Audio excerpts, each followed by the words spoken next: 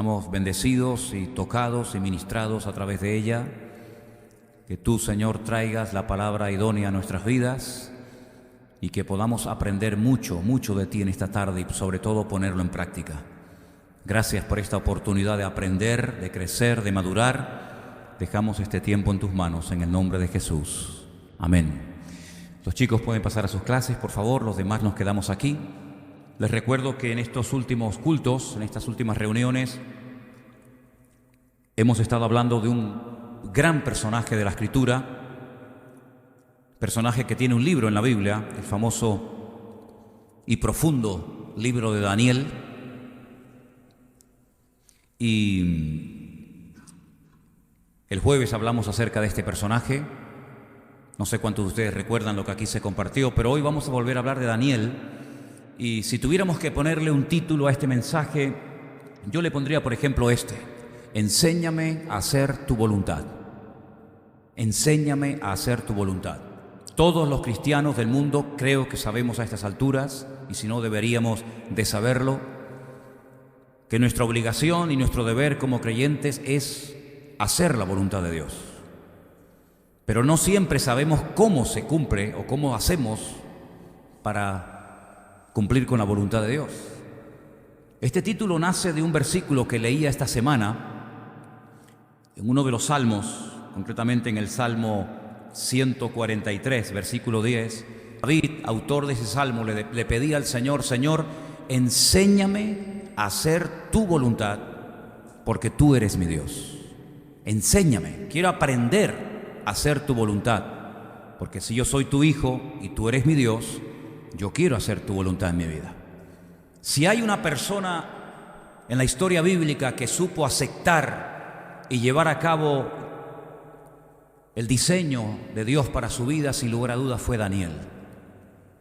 Daniel es un hombre con el cual a lo mejor muchos de ustedes se van a sentir identificados, porque Daniel es un hombre que tuvo que dejar su tierra, no porque le hacía gracia dejar su país y marcharse a otra tierra a buscar trabajo o a emprender una vida nueva, sino que fue forzado, fue obligado a abandonar su país, a abandonar su tierra, y lo llevaron cautivo a una nación que en este momento sería Irak, pero que en aquellos tiempos se llamaba Babilonia, cuyo rey principal o más conocido era nada más y nada menos que el rey Nabucodonosor. Daniel sabía perfectamente que nunca más, escuchen bien, nunca más volvería a pisar su tierra.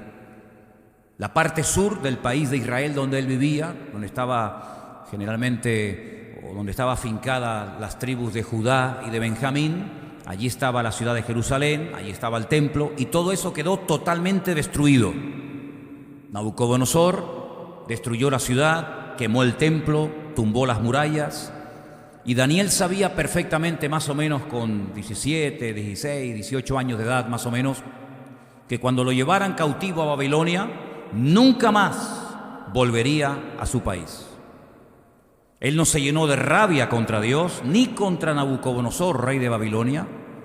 Él no le dio lugar a la angustia, a la frustración, a la amargura, a la queja, sino que él supo encajar todos aquellos acontecimientos con una serenidad y con una confianza en el Señor total. Porque él sabía perfectamente que aquellos acontecimientos no habían ocurrido por casualidad. Él sabía perfectamente que detrás de la destrucción de la ciudad, detrás de la destrucción del templo, etcétera, etcétera, algo había sucedido en el mundo espiritual, algo había ocurrido durante mucho tiempo en ese lugar, que había provocado esta catástrofe nacional.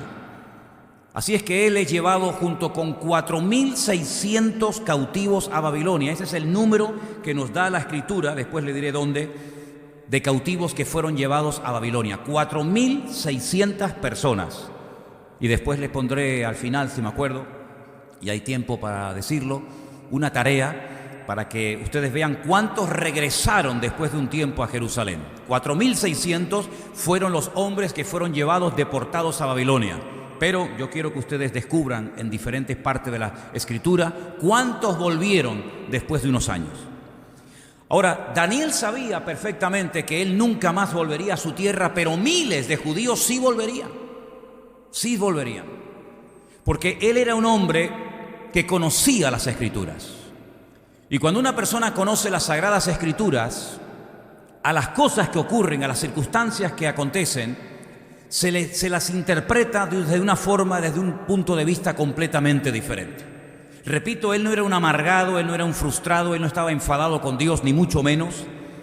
Pero él sabía perfectamente que detrás de todos estos movimientos de multitudes de personas, de muertos, de cadáveres, de incendios, de destrucciones, de guerras, etc., Dios tenía todo bajo control. Y a través de un profeta, que ahora vamos a leer algunos de sus textos, él sabía perfectamente que miles de judíos volverían algún día otra vez y restaurarían la ciudad de Jerusalén, y volverían a reconstruir el muro, y volverían otra vez a reconstruir el templo, etcétera, etcétera. Pero vamos primeramente a Daniel capítulo 9, los 2 primeros versículos de este capítulo extraordinario. Vamos a prestar atención a esos 2 versículos. Daniel 9, 1 y 2. Y dice así: en el año primero de Darío, hijo de Asuero, de la nación de los Medos, que vino a ser rey sobre el reino de los caldeos, en el año primero de su reinado, yo, Daniel, miré atentamente en los libros el número de los años de que habló el Señor al profeta Jeremías, que habían de cumplirse las desolaciones de Jerusalén en 70 años. Digan conmigo, 70 años. Más fuerte, 70 años. Daniel sabía que no iban a estar toda la vida en Babilonia. Solamente estarían 70 años. Y después de estos años, volverían a su tierra. Y lo sabía porque él leía atentamente en los textos que el profeta Jeremías había dejado escrito, donde él profetizaba la destrucción de Jerusalén y 70 años después la reconstrucción de la misma ciudad. Leamos dónde Jeremías profetizó ese número de años. Jeremías 25, del 11 en adelante, dice así. Preste atención, hermano. Toda esta tierra será puesta en ruinas y en espanto, y servirán estas naciones al rey de Babilonia 70 años. Y cuando sean cumplidos los 70 años, castigaré al rey de Babilonia y a toda aquella nación por su maldad, ha dicho el Señor, y la tierra de los caldeos, y la convertiré en desiertos para siempre.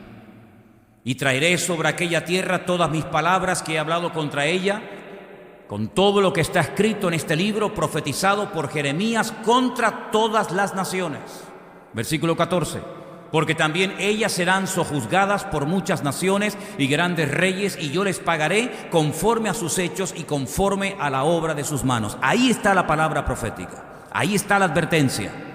Ustedes son llevados cautivos a Babilonia por 70 años, pero después de esos 70 años, muchos volverán. Lo vuelve otra vez a decir en el mismo libro, capítulo 29, versículo del 10 en adelante, y dice así: porque así ha dicho el Señor, cuando en Babilonia se cumplan los 70 años, yo os visitaré y despertaré sobre vosotros mi buena palabra para hacerlos o para haceros volver a este lugar. Porque yo sé los pensamientos que tengo acerca de vosotros, dice el Señor, pensamientos de paz y no de mal, para daros el fin que esperáis. Versículo 12. Entonces me invocaréis y vendréis y oraréis a mí, y yo os oiré. Y me buscaréis y me hallaréis, porque me buscaréis de todo vuestro corazón. Y termino con este versículo: y seré hallado por vosotros, dice el Señor, y haré volver vuestra cautividad, y os reuniré de todas las naciones y de todos los lugares a donde os arrojé, dice el Señor, y os haré volver a este lugar de donde os hice llevar. ¿Cuántos dicen amén? 70 años está diciendo el Señor a través del ministerio profético de Jeremías. Daniel se va a Babilonia cautivo junto con 4.600 hombres más, y estando allí dice que atentamente él leía estas profecías.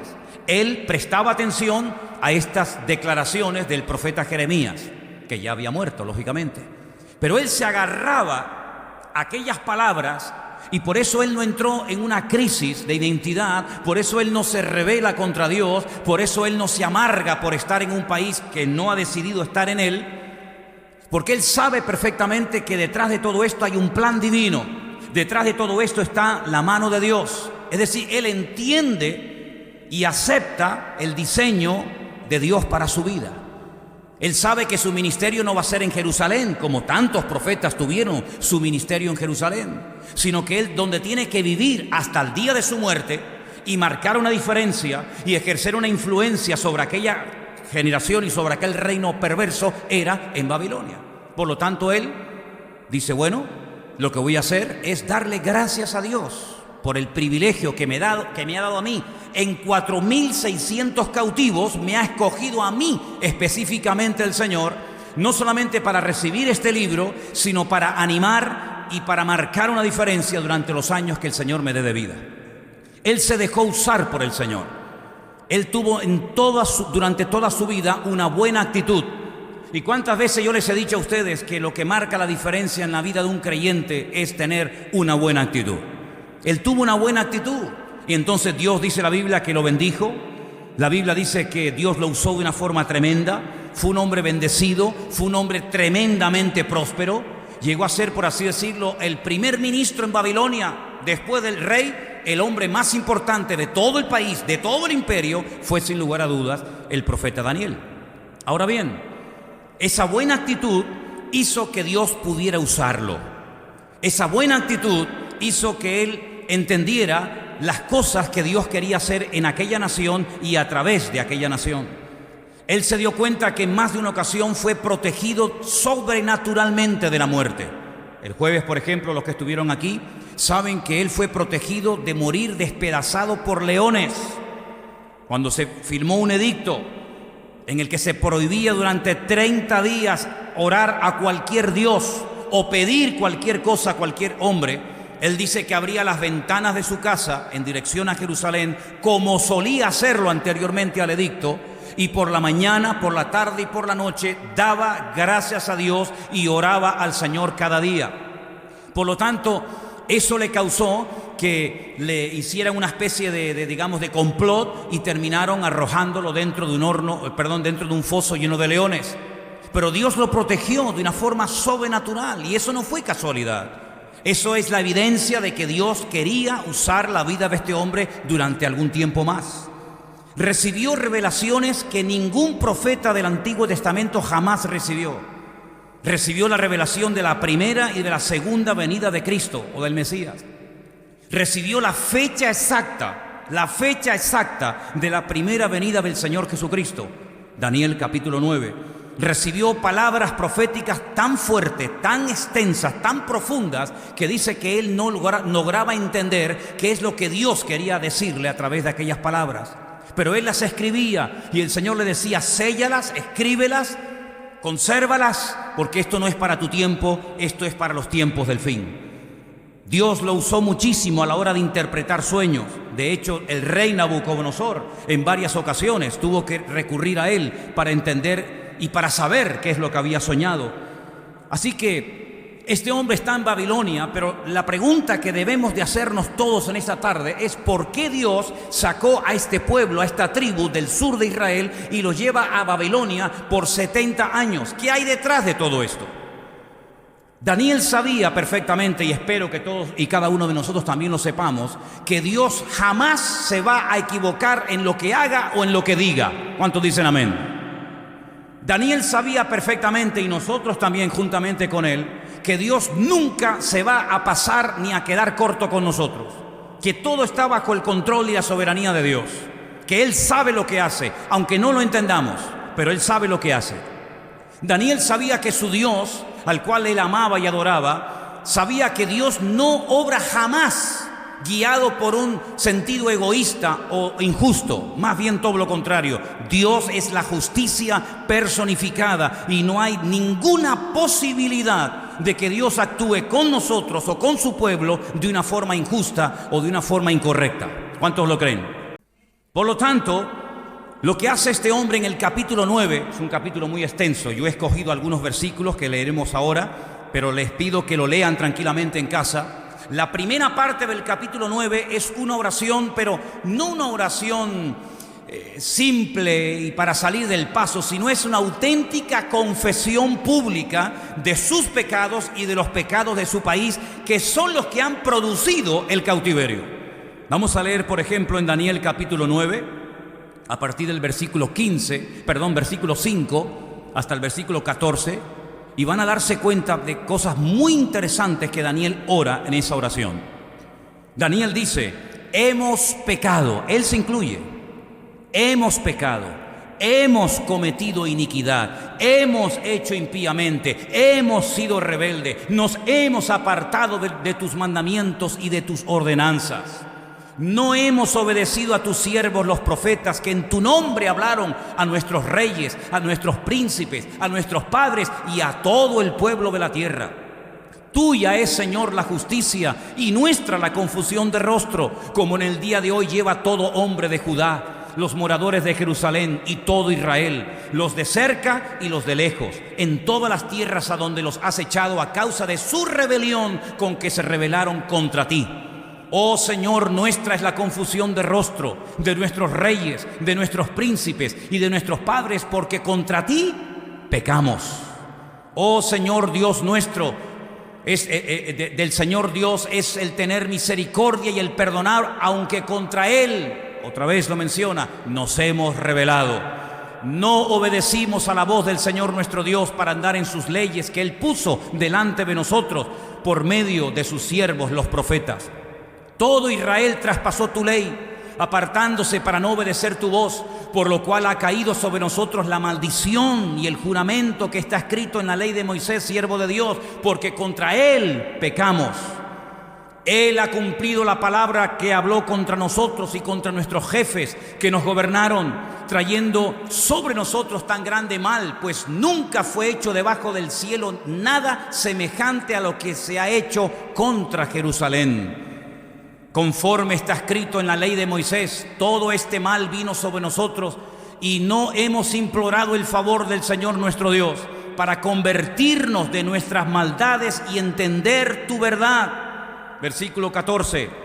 Por tanto, Señor, veló sobre el mal y lo trajo sobre nosotros, porque justo es el Señor Dios en todas sus obras que ha hecho, porque no obedecimos a su voz.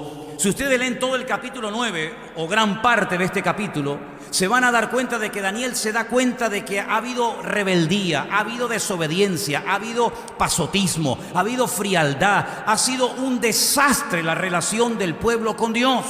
Y todo eso ha traído como consecuencia que el país esté peor que nunca. ¿O ustedes creen que los países caen de la noche a la mañana de un nivel de riqueza a un nivel de miseria así por arte de magia o de gracia? No, hay un proceso, hay una descomposición moral y espiritual detrás de todo eso. Hay leyes injustas, hay pecado, hay soberbia, hay rebeldía, hay brujería, hay santería, hay adulterio, hay muerte, hay injusticia. Es un cúmulo de cosas. Y Daniel sabe perfectamente que ellos se merecen estar allí en el cautiverio, porque por la vida que han llevado, por no haber tenido una sana y correcta relación con el Señor, ahora están sufriendo las consecuencias. Y por eso Él dice: hemos pecado, no hemos obedecido tus leyes, hemos hecho caso omiso de los profetas que venían y nos hablaban en tu nombre, no obedecimos tu ley. Este pueblo se acostumbró a vivir así, como muchos hoy en día se acostumbran a vivir en desorden y creen y se engañan a sí mismos que Dios no se entera o no va a actuar en consecuencia. Esta gente decía: somos judíos, el pueblo escogido de Dios, Dios vive aquí. Por si no lo sabían ustedes, el único lugar del mundo donde el Dios nuestro, al cual adoramos y servimos, decidió vivir 24 horas al día y no salir de ahí nunca, fue en la ciudad de Jerusalén, en el Santo Santorum, en el lugar santísimo del templo de Jerusalén. Esto creó en ellos, más que un sentido del deber y de la responsabilidad, un orgullo nacional, diciendo: Dios no vive en Babilonia, Dios no vive en Nínive, Dios no vive con las naciones que nos rodean, pero nuestro Dios vive con nosotros, está con nosotros. Tenemos el arca del pacto, el arca sagrada, tenemos las tablas de los 10 mandamientos, tenemos los querubines, tenemos el altar del incienso, no tenemos nada. Se convirtió en un pueblo de gente religiosa que creían que eran intocables porque vivían en Jerusalén, porque eran judíos y porque eran descendientes de los patriarcas Abraham, Isaac y Jacob. Y se acostumbraron a pecar y también se acostumbraron a ir al templo. Jeremías durante 40 años les dijo: os estáis equivocando, estáis jugando con fuego, queridos. Si creéis que vuestros pecados no van a sufrir severas consecuencias, os equivocáis gravemente. Estáis cavando vuestra propia fosa y tarde o temprano esto se va al garete. Y ese templo del cual estáis tan orgullosos, un pagano, el rey más pagano y soberbio, lo va a destruir. Se reían del profeta, lo azotaban, lo escupían, lo metían dentro de una cárcel para taparle la boca. Pero Jeremías seguía y seguía, noche y día, 40 años, mañana, tarde y noche, mañana, tarde y noche. Toda una generación escuchó las palabras de advertencia de Jeremías. Creían que era un traidor, que se había pasado al enemigo, porque las tropas de los caldeos, de los babilónicos, habían rodeado la ciudad de Jerusalén, y él les decía a los soldados de Judá, él les decía al rey de Israel, de Judá: arrepiéntanse, y si no se van a arrepentir, no sigan peleando, porque esta batalla no la vais a ganar. Dice que de esta manera los enemigos decían de Jeremías que desmoralizaba a las tropas, que hacía que los soldados tuvieran miedo y pensaran en la posibilidad de entregar las armas al enemigo. Pero él les decía: no peleen una batalla que no van a ganar, en la cual pueden perder la vida, porque por vuestros pecados, por vuestra idolatría, etcétera, etcétera, esta ciudad va a ser destruida. Y así fue. Ellos creyeron durante muchos años que Jerusalén era intocable, la ciudad del gran rey, en el monte de Sión, donde tenemos allí nuestro templo, nuestra Torá, etcétera, etcétera. El enemigo no podrá entrar a esta tierra porque estamos protegidos de la mano del enemigo. Hermanos, nosotros los cristianos estamos protegidos de la mano del enemigo, sí, claro, pero siempre y cuando estemos alineados con Él. Si estamos conectados con el Señor, si estamos viviendo según su voluntad, nada ni nadie nos puede parar ni destruir. El enemigo ni siquiera se puede acercar a nuestra vida. Pero en el momento en el que bajamos la guardia, en el momento en el que no hacemos la voluntad de Dios, somos tan vulnerables como cualquiera. Y eso fue lo que ocurrió. Jerusalén fue destruida. Se preguntarán ustedes: ¿y por qué enfatiza tanto el profeta Jeremías 70 años, 70 años, 70 años? ¿Por qué? Ya lo hemos explicado en varias ocasiones. Para los que lo saben y para los que lo ignoran, lo volveré a repetir. Dios les dio al pueblo de Israel una ley, una Torá, unas instrucciones, en las cuales hay 613 mandamientos. No solamente los 10 mandamientos que la mayoría de la gente conoce y cumplen los que le interesa, y los que no le interesa los dejan a un lado, sino que les dio 613 mandamientos. Y ahí estaba toda la vida del pueblo de Israel controlada. Fueras agricultor, fueras ganadero, fueras profeta, fueras juez, fueras rey, casado, soltero, viuda, separado, convertido, da igual. Allí estaba todo lo que Dios quería que el pueblo supiera. Una de las leyes que le dio, de las 613, consistía en el reposo de la tierra, en el descanso de la tierra cada 7 años. La Shemitah. Una ley que lógicamente solamente podían cumplirla los agricultores. El que no era agricultor, pues no le afectaba directamente, pero el que era agricultor tenía que dejar sus campos, sus fincas, sus terrenos al 7º año sin sembrar. Reposo total y absoluto de la tierra. Dependencia total del Señor, creyendo que la cosecha del 6º año sería tan abundante que podrían vivir el 6º, el 7º y lógicamente el 8º, porque si no habían sembrado el 7º no había cosecha para el 8º. 490 años permaneció Israel desde que entró con Josué, ¿se acuerdan? Desde que entró con Josué a la tierra prometida hasta que ocurre el cautiverio en Babilonia, pasaron 490 años. Si cada 7 años tenían que dejar reposar la tierra y nunca lo hicieron en 490 años, quiere decir que durante 70 años la tierra no reposó. 70 por 7, 490. Esa es la razón por la que el profeta Jeremías dice 70 años, 70 años, 70 años. Hay un versículo que quiero que leamos en esta tarde para que veáis cómo Dios quería que la tierra reposara sí o sí. Segunda de Crónicas, capítulo 36, versículos 20 y 21. Mire cómo lo explica perfectamente ahí el texto. Los que escaparon de la espada fueron llevados cautivos a Babilonia y fueron siervos de él y de sus hijos hasta que vino el reino de los persas, para que se cumpliese la palabra del Señor por boca de Jeremías, hasta que la tierra hubo gozado de reposo. ¿Lo veis? Porque todo el tiempo de su asolamiento reposó, hasta que los 70 años fueron cumplidos. Ellos pensaban que eso de dejar reposar la tierra cada 7 años no era tan importante. Otras cosas eran más importantes, pero esa, al fin y al cabo, algo que hay que hacer cada 7 años, si no lo hacemos, no pasa nada. Y hay muchísima gente hoy en día así. Si yo hago esto, aunque 100% no sea la voluntad de Dios, no pasa nada. Si no vengo a la iglesia, sino cuando me da la gana, no pasa nada. Si no oro, no pasa nada. Si no apoyo la obra de Dios con mis diezmos y ofrendas, como dice la Biblia, no pasa nada.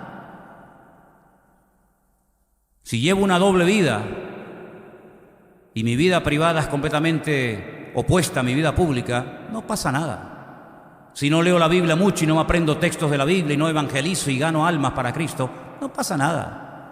Si vengo aquí o no vengo, no pasa nada. Y así van muchos por la vida, no pasa nada, no pasa nada, no pasa nada. Así se acostumbró a vivir Judá y Benjamín, con el no pasa nada. Dios es bueno. Y claro que Dios es bueno. Y claro que Dios es amor. ¿Y quién dice lo contrario? Pero ese Dios que es bueno, ese Dios que es amor, también es un Dios justo. Y establece leyes y normas, te gusten o no te gusten. No es Dios el que se tiene que adaptar a nosotros. Somos nosotros los que tenemos que adaptarnos a Él y obedecerle a Él. No es que yo pellizco de la Biblia, esto me gusta, esto me gusta, esto me gusta, pero esto no me hace gracia, lo dejamos para un lado. O como algunos hacen, creyéndose sabios, y dice que algunos queriendo ser sabios hacen necios. Esto es para los cristianos, esto es para los judíos. Y cuando me interesa me hago judío, y cuando me interesa me hago cristiano. Y cuando me interesa digo esto era para antes, y cuando me interesa digo esto es para ahora y para mí. Esa es la forma como viven muchos hoy en día, montándose su vida, su manera, ¿verdad? Con sus planes particulares. Así vivió esta gente durante años, y ahí estaban los profetas, un día, otro día, por la mañana, por la tarde, por la noche. No pasa nada, hasta que pasó. ¿Saben que el último rey, hubieron muchos, ustedes saben, el último rey que tuvo Jerusalén se llamó, ¿alguien sabe? Sedequías. Sedequías, en el capítulo 52 de Jeremías, miren lo que hace el último rey antes de que Nabucodonosor destruya la ciudad. Escuche bien esto, por favor. Jeremías, capítulo 52, del 7 en adelante. Fue abierta una brecha en el muro de la ciudad. Se calcula que estuvieron como 1 año y medio los caldeos rodeando la ciudad, cortando el suministro de agua, batallando contra la ciudad, y después de un largo tiempo fue abierta una brecha en el muro de la ciudad. Y todos los hombres de guerra huyeron y salieron de la ciudad de noche por el camino de la puerta entre los 2 muros que había cerca del jardín del rey, y se fueron por el camino del Arabá, estando aún los caldeos junto a la ciudad alrededor. El ejército de los caldeos siguió al rey. Alcanzaron a Sedequías en los llanos de Jericó. Los que habéis estado allí conmigo, sabéis más o menos la distancia que hay entre Jerusalén bajando por el camino del buen samaritano. Es el camino que había y que sigue estando. Y era el camino que llegaba directamente a la ciudad de Jericó, la ciudad de los sacerdotes. Bueno, pues allí llegó a Jericó y lo abandonó todo su ejército. Entonces prendieron al rey y le hicieron venir al rey de Babilonia, a Ribla, en tierra de Hamat, donde pronunció sentencia contra él. Degolló el rey de Babilonia a los hijos de Sedequías delante de sus ojos. Imagínate que maten a tus hijos, que les corten el cuello delante de ti para que sufras. Y también degolló en Ribla a todos los príncipes de Judá. No obstante, el rey de Babilonia le hizo un gran favor, solo le sacó los ojos. ¿Alguien voluntario esta tarde para que se lo saquemos a ver si duele? Solo le sacó los ojos. Ay, gracias. Y le ató con grillos y lo hizo llevar a Babilonia y lo puso en la cárcel hasta el día que murió. Duro esto, ¿eh? ¿Te gustaría terminar así tu vida? Terrible, ¿no? Esto se podía haber evitado. La muerte de Ezequías se podía haber evitado. Jeremías le dijo: ríndete, si Dios ya no está con nosotros. Si ustedes hace mucho tiempo que se desconectaron de Dios, ¿cómo pueden pretender que Dios nos defienda cuando ustedes se han limpiado las manos y no quieren saber nada de Dios? Esto me recuerda a lo que pasó cuando cayeron las 2 torres gemelas en Nueva York, ¿se acuerdan? Muchos norteamericanos dijeron: Dios nos abandonó. ¿Por qué Dios permitió que nos atacaran en nuestra tierra y nos tumbaran las torres gemelas? Y el famoso evangelista, que ya está en la presencia del Señor, Billy Graham, dijo: ¿ahora os quejáis de Dios? ¿Ahora le echáis la culpa a Dios, al Dios que habéis abandonado? Después de haber quitado la oración en las escuelas, después de haber prohibido evangelizar en muchos estados de los Estados Unidos a una persona hablándole del evangelio, después de que habéis quitado la Biblia de muchos lugares, ¿ahora os quejáis de que Dios nos ha abandonado? Más bien deberíamos de arrepentirnos y de lamentarnos de haber abandonado nosotros al Señor y no el Señor a nosotros. Pues así pasó, así pasó. El profeta Jeremías le decía: mira, por la mala vida que llevas, Dios no te va a defender, estás solo. Y cuando uno tiene el respaldo de Dios, hermano, uno pelea hasta la muerte si hace falta. Pero cuando Dios no te respalda, ¿a qué te agarras? ¿Cuál es el punto de referencia? ¿Cuál es tu apoyo? Ríndete. No lo quiso hacer. Prefirió huir, creyendo que de esa manera iba a salvar su vida. Y dice que salió de noche por una de las puertas que aún se pueden visitar en Israel, la famosa cueva de Sedequías, donde tantas barbaridades se hacen cada año allí.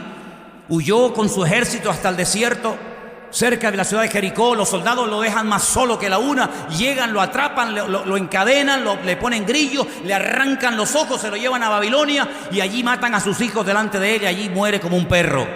¿Qué necesidad tiene la gente de sufrir? ¿Qué necesidad tiene de tocar fondo? ¿Qué necesidad tiene de terminar tus días botado como un perro en un garaje, en un solar o en un hospital o donde sea? ¿Qué necesidad tienen muchos que se llaman cristianos de terminar sus días así? Es que, ¿saben lo que pasa? Es que la actitud esa de que no pasa nada es mentira. El Señor dice que la paga del pecado siempre será la misma. Eso si lo leía un hermano del siglo I y lo lee un hermano del siglo IV y lo lee un hermano de la Edad Media y lo lee un cristiano de esta época, siempre leerá lo mismo, que la paga del pecado es la muerte. Pero algunos no se lo creen. Algunos no se lo creen. No importa que yo tenga una querida, no importa. ¿Qué más da? Dios es bueno. ¿Y qué importa si me congrego o no me congrego? ¿Qué más da? ¿Y qué más da si leo la Biblia o no leo? Total, Dios no sabe nada, no se entera. Es como un viejito cansado que ya tiene tantas cosas en la cabeza y tiene tantos asuntos que resolver, que ya si yo hago lo malo o lo bueno, Él ni se da cuenta. Pues no, Señor. Dice la Biblia que los ojos del Señor recorren toda la tierra y Él sabe perfectamente cómo estamos y sabe perfectamente lo que estamos haciendo. ¿Cuántos dicen amén? Ellos creían que podían hacer lo que les daba la gana, pues se equivocaron. Desde el más grande hasta el más pequeño, todos se equivocaron, todos. Ahora fíjense el método, ¿no? Primero viene la palabra, la amonestación. La palabra para sacudir a la gente, para amonestarte, para abrirte los ojos. No haces caso, no quieres oír. Prefieres matar al vocero que hacer caso al mensaje. Muy bien. Viene el juicio, viene el castigo. En este caso, ustedes que aman tanto esta tierra, fuera de aquí, esta tierra es mía, porque la tierra de Israel no es de los judíos, la tierra de Israel es de Dios. Dios es el dueño, mía es la tierra y su plenitud.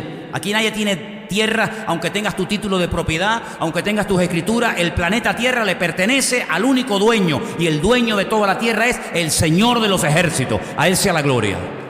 Así que si ustedes no cumplen con las condiciones que yo pongo para vivir aquí, fuera de mi tierra. Y lo sacó 70 años porque Dios había dicho: yo quiero que mi tierra, yo quiero que mi ciudad, yo quiero que mi país cada 7 años se pare y solamente se dediquen a orar, a cantar, a adorarme, a honrarme, a servirme, y que durante ese año no hagan nada más que honrarme y servirme a mí. ¿No queréis hacer caso? Fuera de mi tierra 70 años. Y esas profecías que habían quedado escritas por la pluma de Jeremías, se las llevó. Allí estaban las escrituras en Babilonia. Y Daniel leía y decía: algún día saldréis de aquí. Algún día saldréis de aquí. Él no iba a volver otra vez a Jerusalén, pero Dios algún día va a restaurar y Dios algún día va a bendecirnos. ¿Cuántos dicen amén? Quiero leerles un versículo. Quiero leerles en Jeremías, el capítulo 52, versículos del 28 al 30. Dice: este pueblo que Nabucodonosor llevó cautivo en el año séptimo, llevó a 3023 hombres de Judá. En el año 18 del mismo rey Nabucodonosor, llevó cautivas de Jerusalén a 832 personas. En el año 23, hay como grupos, ¿no? En el año 23, Nabuzaradán, capitán de la guardia, llevó cautivas a 745 personas de los hombres de Judá. Todas las personas en total fueron, ¿cuántas? 4.600. Es decir, 4.600 personas se lleva cautivas, aparte de los que había matado, los que habían destruido en Jerusalén. 4.600 personas se los lleva cautivos a Babilonia. El salmo que se leyó esta tarde tiene que ver con los cautivos que fueron llevados a la fuerza a Babilonia. ¿Se acuerdan el salmo? Pónmelo otra vez. Ese Salmo 137. Cuando llegan a Babilonia, cansados, heridos, maltratados, pero con algunos instrumentos musicales, junto a los ríos de Babilonia. ¿Cuáles son los ríos de Babilonia? ¿Por qué se llama Mesopotamia? Porque están los dos ríos, el Tigris y el Éufrates, exactamente. Junto a esos ríos de Babilonia, allí nos sentábamos y llorábamos, acordándonos de Sión. Sión es una palabra que se utiliza muchas veces para referirse a Jerusalén, aunque hay un monte a las afueras de Jerusalén que se llama el monte de Sión, pero muchas veces en vez de decir Jerusalén se emplea la palabra Sión, ¿vale? Sobre los sauces, esos árboles que están junto a las riberas de los ríos, ¿sabéis cómo son, verdad? En medio de ella colgamos nuestras arpas. No tenían ganas de cantar, se les fue el gozo, se les fue la alegría. Los que nos habían llevado cautivos, los caldeos, los babilónicos, nos pedían que cantásemos. Oye, pues aprovechemos, aunque estamos doloridos y sin fuerzas, aunque estamos humillados, aunque estamos cansados, aunque estamos destruidos porque han quemado nuestra ciudad. Bueno, si los inconversos nos piden que les cantemos, aprovechemos la tesitura, aprovechemos el momento para por lo menos hablar de nuestro Dios y cantarles algún salmo y dar testimonio. No, dice, los que nos habían desolado nos pedían alegría y decían: cantadnos alguno de los cánticos de Sión. Y ellos decían: ¿cómo cantaremos cántico al Señor en tierra de extraños? Y ahí viene esa frase que la encuentras por todas partes, y los colgantes: si me olvidare de ti, Jerusalén, pierda mi diestra su destreza y mi lengua se pegue a mi paladar. Eso decía, o dice el Salmo, ¿verdad? Tremendo, ¿no? Esa tristeza, ese dolor, todo eso se podía haber evitado perfectamente, pero no hicieron caso a las palabras de Dios. Tampoco hicieron caso a los hombres, la humanidad, en los tiempos de Noé. Noé les hablaba y les predicaba y les advertía que viene el diluvio, prepárense. ¿Qué se creen que este arca que estoy construyendo es porque estoy aburrido y no tengo que hacer otra cosa en la vida? Nada, no le hicieron caso. Solo 8 personas se salvaron de toda la humanidad. Fueron más obedientes los camellos, los mulos, las ovejas, los animales fueron más obedientes y más sumisos al llamado de Noé que los seres humanos. Toda la raza humana pereció, salvo los 8 que entraron. ¿Qué les parece? Dios siempre hablando, Dios siempre advirtiendo, Dios siempre diciendo: arrepiéntanse, buscad al Señor en tanto que hay tiempo, vuelvan a Dios, mira que las puertas están abiertas, mira que... Nada. Ahora no son capaces ni de cantar, ahora no son capaces ni de hacer absolutamente nada. 4.600 personas llevadas cautivas. Yo les quisiera hacer una pregunta esta tarde a ustedes. ¿Alguien de los aquí presentes o alguien de los que nos ve sabe lo que le pasó y sabe los detalles de lo que le pasó a cada una de estas 4.600 personas? ¿Verdad que no? ¿Verdad que no? Pero yo les recuerdo que dentro de esa gran masa de gente, allí iba del cual estamos hablando esta tarde, Daniel, al cual le cambiaron el nombre en Babilonia y pusieron Belsasar. ¿Se acuerdan? ¿Se acuerdan aquellos 3 amigos? Azarías, Ananías, Misael, que les cambiaron el nombre por Sadrach, Mesach y Abednego, divinidades babilónicas. De 4. De los 4.600, podría hablarles horas y días enteros de estos 4, de los 3 amigos de Daniel y de Daniel. Y de los demás, no puedo decir absolutamente nada, porque la historia cuenta que se asimilaron, es decir, se diluyeron en la sociedad babilónica, en el estilo de vida de Babilonia. Tanto es así que cuando tú lees la Biblia antes del cautiverio, los meses del año tienen unos nombres completamente diferentes a los meses del año cuando regresan del cautiverio. Tienen un mes que lo llaman el mes de Tamuz. Y Tamuz es un ídolo, un muñeco de idolatría en Babilonia.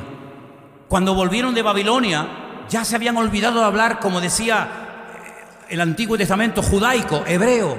Ya no eran capaces de leer ni de entender las Escrituras.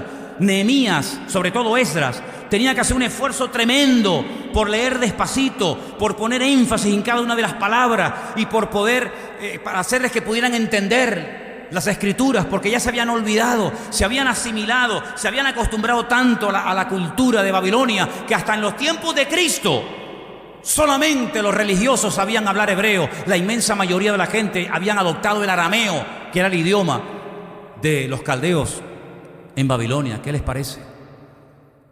Pero ¿por qué podemos hablar mucho de estos 3 jóvenes, incluido Daniel? Porque ellos, desde el primer día que entraron en Babilonia hasta que murieron, se propusieron firmemente en su corazón tomarse en serio su relación con Dios.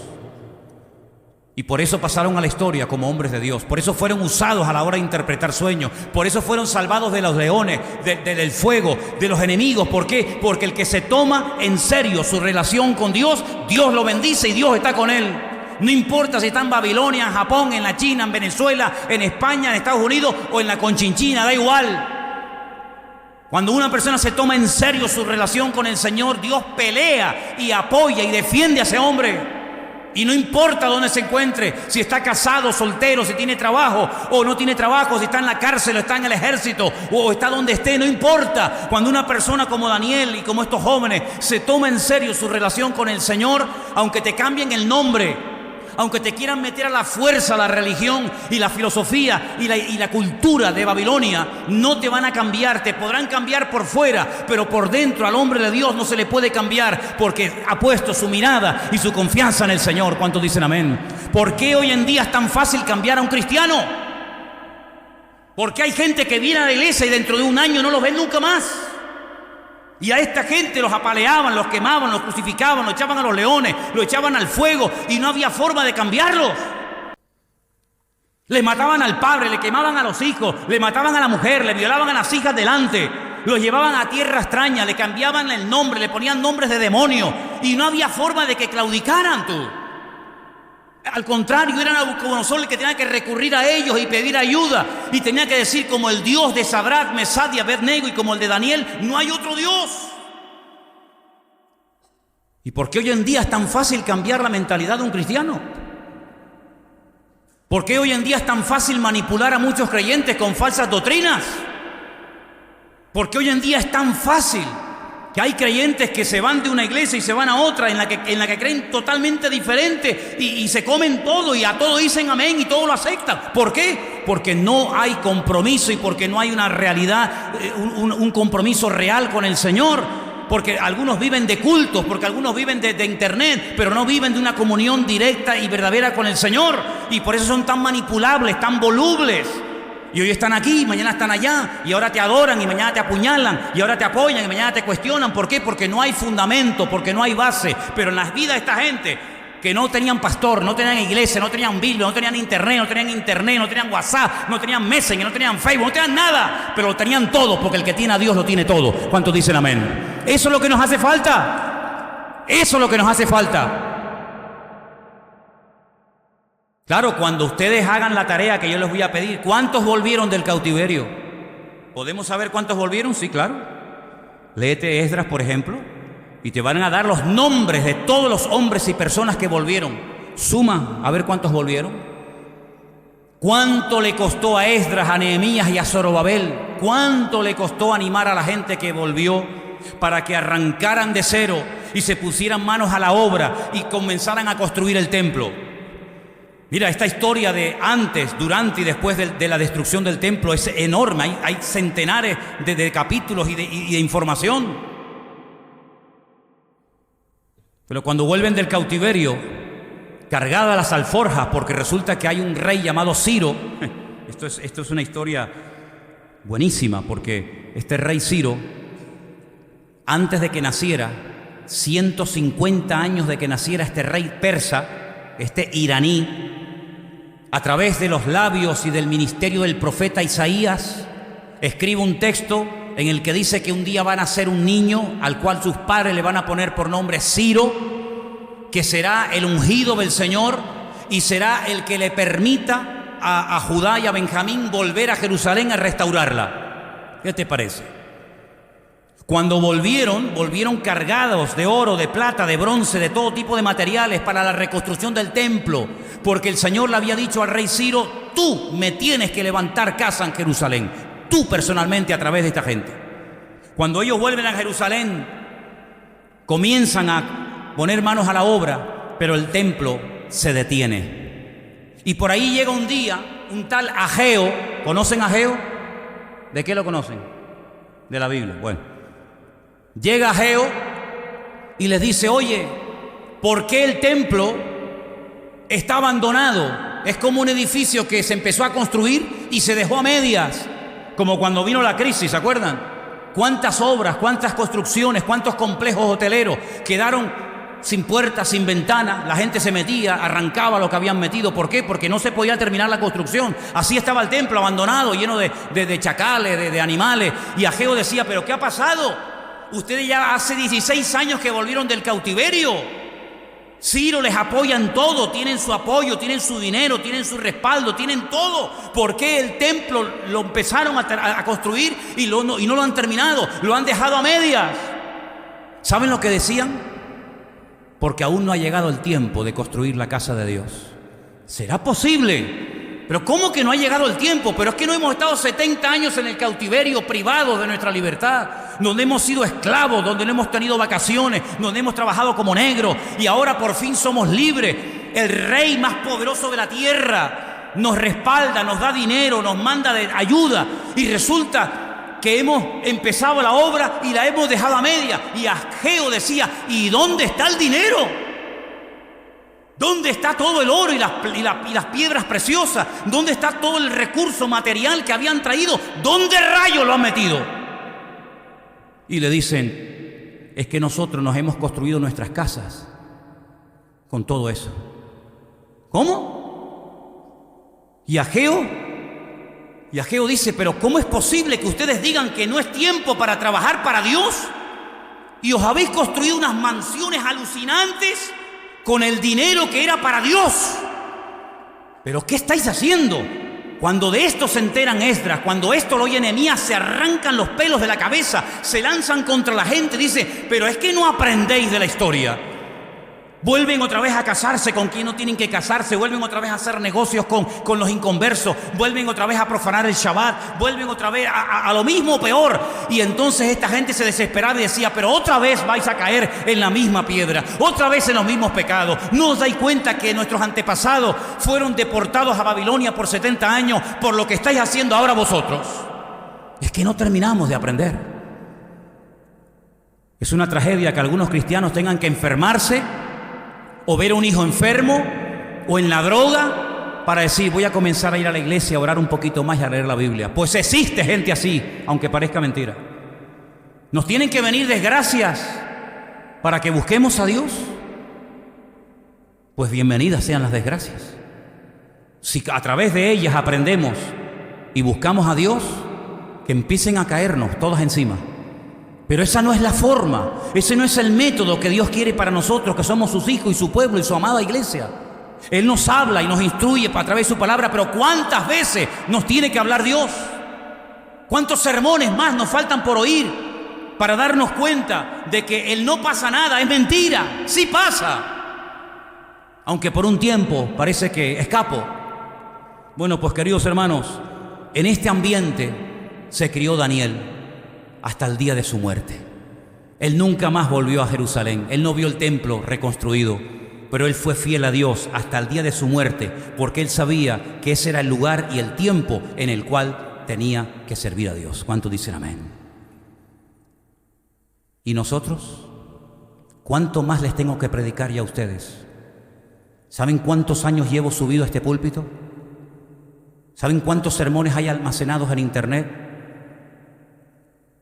¿Saben cuántas horas de estudio bíblico y de predicaciones y de consejos y de oraciones hemos tenido en estos últimos 17 años? Si echáramos suma y comenzáramos a sumar todos los sermones, los estudios bíblicos, las oraciones, los consejos, las palabras, no sé qué, no sé cuánto, no es por oír más, no es por oír, y no es porque lo diga fulano o lo diga mengano, sino es porque en el fondo de nuestro corazón yo creo que es tiempo de que comencemos a tomarnos más en serio nuestra relación con Dios. ¿Hay alguien aquí que se va a tomar en serio su relación con Dios? Luego, a partir de mañana tu vida será completamente diferente. Porque si a partir de mañana o de hoy mismo te vas a tomar más en serio tu relación con Dios, algo diferente tendremos que hacer. Porque si seguimos haciendo lo mismo, no veremos cambios diferentes. Para ver cosas diferentes, habrá que hacer cosas diferentes, no siempre las mismas, para obtener los mismos resultados, ¿no les parece? Daniel dice que oraba 3 veces al día, mañana, tarde y noche, como solía hacerlo, con las ventanas abiertas, mirando a Jerusalén y dando gracias. Yo les dije el jueves, ¿por qué no lo hacemos nosotros durante 30 días? Porque así fue el edicto que se firmó. Durante 30 días, que nadie en nuestro imperio eleve oración a hombre o a Dios alguno, bajo pena de muerte. Y Daniel entró por aquí y le salió por allí y dijo, a mí eso no me afecta. A mí nadie me va a cortar mi comunión con el Señor. Me da igual lo que me hagan, me da igual lo que me digan. Aquí estoy. Y para no esconderme, abro las ventanas de mi casa, no me voy a la habitación, digo, no digas nada, que no se entere nadie. Al fin y al cabo, con las ventanas cerradas, abiertas, Dios me va a escuchar igual. Al fin y al cabo, bajito, en alta voz, Dios me va a escuchar igual. No, yo no me tengo que esconder de nadie, porque yo no estoy cometiendo ningún crimen ni ningún delito. Yo estoy hablando con Dios, el Dios vivo, el Dios verdadero, el Dios poderoso. Y a mí nadie me va a tapar la boca. Hombre, algunos cristianos, si hay un edicto de no orar en 30 días, le vendría de perla, ¿no? Así te evitas el tener que orar. Pero a Daniel lo matabas si le impedías tener comunión con Dios. Esa era la forma de matar a Daniel, cortándole su cordón umbilical con Dios, su relación. Y a Daniel casi le cuesta la vida. Dios lo protegió de la boca de los leones. Pero yo quiero proponerles que a partir de hoy es día 19 de septiembre, ¿no? Domingo. 16. Vale, 16. Les propongo que durante un mes, hasta el 16 de octubre, mañana, tarde y noche. Establecer un horario va a ser un poco complicado, pero por ejemplo, Cuando digo mañana me refiero a lo primero que haces nada más levantarte. Antes de lavarte la cara, los dientes, antes de ir al baño. Una vez que pongas ya el pie fuera de la cama, de rodillas. Y haces una oración. Aviva tu obra, aviva mi vida y que yo sea una persona como tú quieres que yo sea. Al mediodía, antes de comer, después de comer, como prefieras, otra vez de rodillas. Señor, aquí me tienes, cambia mi vida, aviva mi casa, aviva mi vida, mi ministerio, avívame, cuídame, protégeme, ayúdame, guárdame, bendice tu obra. Por la noche, pongamos antes de dormir, porque ya dormido va a ser complicado. Nos ponemos otra vez de rodillas. Les propongo, desde hoy, 16 de septiembre de 2018, hasta el próximo 16 de octubre de este mismo año, 3 veces al día, mañana, tarde y noche, mañana, tarde y noche, mañana, tarde y noche, 30 días seguidos, orando. Algo tiene que cambiar, algo tiene que ocurrir. Hermanos nuestros, tal vez no van a ser operados porque Dios hará un milagro. Hermanos nuestros que necesitan un milagro, pero de verdad, si no se nos van, tal vez Dios lo puede sanar en estos 30 días. Hijos tuyos, hijos que se te fueron y no saben ni dónde andan metidos, que no quieren saber nada de Dios, ni de la Biblia, ni de iglesia, ni de nada. ¿Quién sabe si estando ahí sentada un día te entra y caes de rodillas y acepta al Señor? ¿Por qué no? Ese marido que se fue, o esa mujer que se fue, o esa enfermedad que tienes, o esa depresión.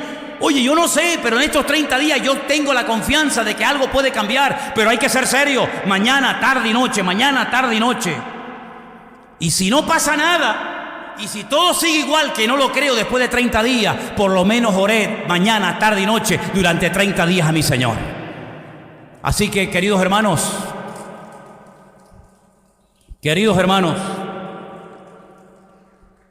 no busco gente que para quedar bien digan, sí, yo lo voy a hacer. Porque lo haga usted o no, a mí me da igual. Me afectaría en el sentido de que me daría pena por ti, pero yo lo voy a hacer, lo hagas tú o no, me da exactamente igual. Pero solamente le voy a pedir en esta noche, y por favor, mire, piénselo bien, porque usted no se está poniendo de pie a lo que yo voy a decir ahora. No lo hagas por emoción, no lo hagas para que no te diga nada la mujer que estás al lado, no lo hagas por eso, No lo hagas por eso. Me da igual si se levantan todos, se levanta uno, me da igual, exactamente igual. Solamente voy a pedir que los que a partir de hoy, bueno, ya de mañana, ¿sí? Porque si es mañana, tarde y noche, arrancamos a partir de mañana, se comprometan delante de Dios. Yo no tengo ningún compromiso contigo ni tú conmigo. Yo no pacto con hombres, ni usted tiene que pactar conmigo. Esos son rollos raros que enseñan por ahí. Aquí no hacemos pacto con hombres, aquí hacemos pacto con Dios. ¿Vale? Si ha hecho pacto con hombre, ya lo puede estar rompiendo. Usted haga pacto con el Señor. Usted quiere ir en serio con el Señor. Y usted a partir de mañana, cuando se levanta por la mañana, me pongo de rodilla y voy a orar a Dios. Y no que voy en el coche y Señor, no. Lo primero, eso, a mediodía y a la noche, 30 días seguidos. Solamente a eso les voy a pedir que se pongan de pie. A los demás que se queden sentados, no pasa nada. No va a pasar nada si usted no se pone de pie. Solamente los que lo vayan a hacer. Y los que los vayan a hacer, vamos a orar en este momento para que el Señor nos ayude a todos a cumplir con este compromiso que hacemos delante de Él y que Dios nos ayude el día 16 de octubre aquí decir, Señor, con tu ayuda logré orar 3 veces cada día, por la mañana, por la tarde y por la noche, para que tú avives tu obra y cambies mi vida. ¿Cuántos lo creen? Cierra tus ojos ahí donde estás, por favor. Ahí donde tú estás, Dios te está viendo, Dios te está escuchando, te conoce perfectamente. Dile con tus propias palabras al Señor ahora mismo, Señor, yo quiero, tal vez por primera vez en mi vida, comprometerme a hacer algo así. Por la mañana, nada más levantarme, al mediodía y antes de dormir, ponerme de rodillas, solo o acompañado, me da igual, pero delante de Dios, a orar por mi vida y por tu obra, Señor. Y Dios puede hacer cosas impresionantes en este mes, hermanos, créanme. Estamos a punto probablemente de ver cosas que nunca en nuestra vida se nos habían ni siquiera pasado por la mente que veríamos. Pero Dios nos puede dar grandes sorpresas. Nuestra hermana Rosy necesita un milagro. Nuestro hermano Armando necesita un milagro.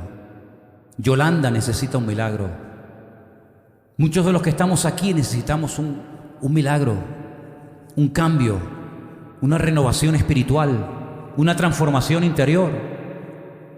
No me digan ustedes que hemos llegado a un punto en nuestra vida en el que ya estamos totalmente satisfechos y a nosotros no nos hace falta de nada. No, queridos, vamos a tomarnos en serio este mes y vamos a ir a por todas con la ayuda del Señor. Padre, en el nombre soberano, magnífico y poderoso de Jesús, tu Hijo amado, oramos, Señor, delante de tu altar y queremos pedirte que nos ayudes para que durante este mes podamos cumplir con este voto, Señor, con esta promesa de orar 3 veces por día de rodillas delante de ti, Señor.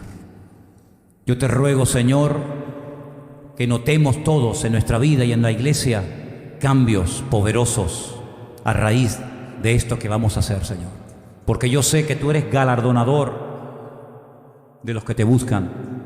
Y yo sé, Señor Jesús, que si lo hacemos de corazón, sinceramente, tú vas a bendecir a tu pueblo de alguna manera, Señor. Señor, gracias de antemano te damos, porque sabemos que va a ser algo que va a traer bendición a la iglesia, a las familias, a los jóvenes, a los niños, a las maestras de escuela dominical, a cada uno de nosotros va a traer renuevo. Y también oramos porque sé que hay muchos hermanos, porque así nos lo han hecho saber, que lo van a hacer en Israel, que lo van a hacer en la península, que lo van a hacer en muchas naciones del mundo. Y te pido, Señor, que juntos, unánimes, oremos para que haya un despertar espiritual en la iglesia del Señor, que haya un apego a las Sagradas Escrituras, Señor, que haya un amor por ti, por tu obra, como jamás en la vida habíamos pensado tenerlo. Y que veamos auténticos milagros, vidas transformadas, gente sanada, situaciones transformadas por el poder de Dios. Señor, abre, Dios mío, las compuertas de los cielos y derrama de tu bendición sobre tu amada iglesia. Aleluya. Y te damos gracias porque sabemos que con tu ayuda lo conseguiremos. En el nombre de Cristo Jesús. Amén y amén. Fuertes aplausos al Señor en esta noche. Aleluya.